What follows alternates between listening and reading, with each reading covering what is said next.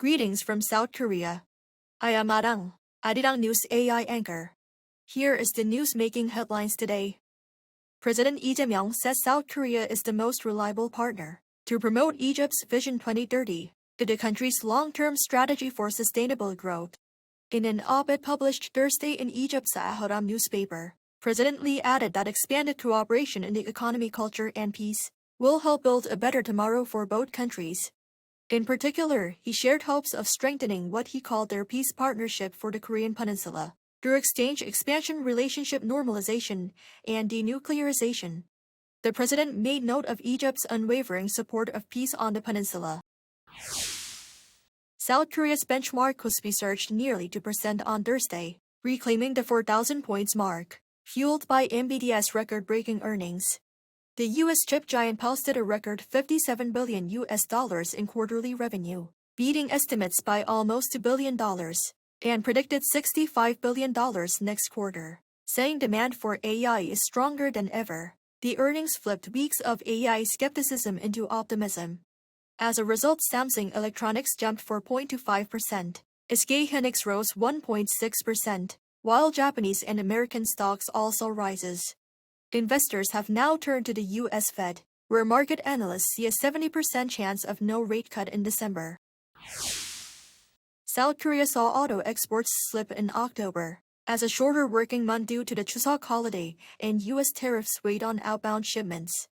Data from the Trade Ministry show outbound automobile shipments reached $5.5 billion, down over 10% from a year earlier. The ministry attributed the monthly drop partly to this year's Chuseok falling in early October, cutting production days by 3 to 4. Shipments to the U.S. dropped 29%, as a 25% tariff under the Trump administration took effect. Washington is expected to lower that rate to 15%, once Seoul submits a special bill tied to its planned $350 billion investment in the U.S.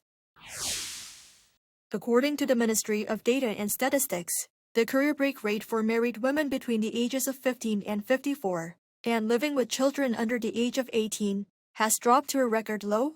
The rate was 21.3% in the first half of 2025, down 1.4 percentage points from last year.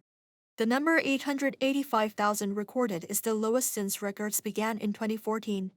At the same time, the married women's employment rate reached an all-time high of 67.3%. However, the career break rate was notably higher when women had more than one child. Childcare continues to be the leading factor pushing women out of the workforce, as it contributes to 44% of those leaving the workforce. The UN General Assembly's Third Committee has adopted a North Korean human rights resolution for the 21st consecutive year. Co-sponsored by South Korea and 60 other countries, the resolution condemning human rights violations by the regime was adopted by consensus on Wednesday local time without a vote, and then was forwarded to the General Assembly plenary session. The resolution condemned the regime for diverting excessive resources to military expenditure, and its illegal nuclear weapons and ballistic missile programs instead of welfare.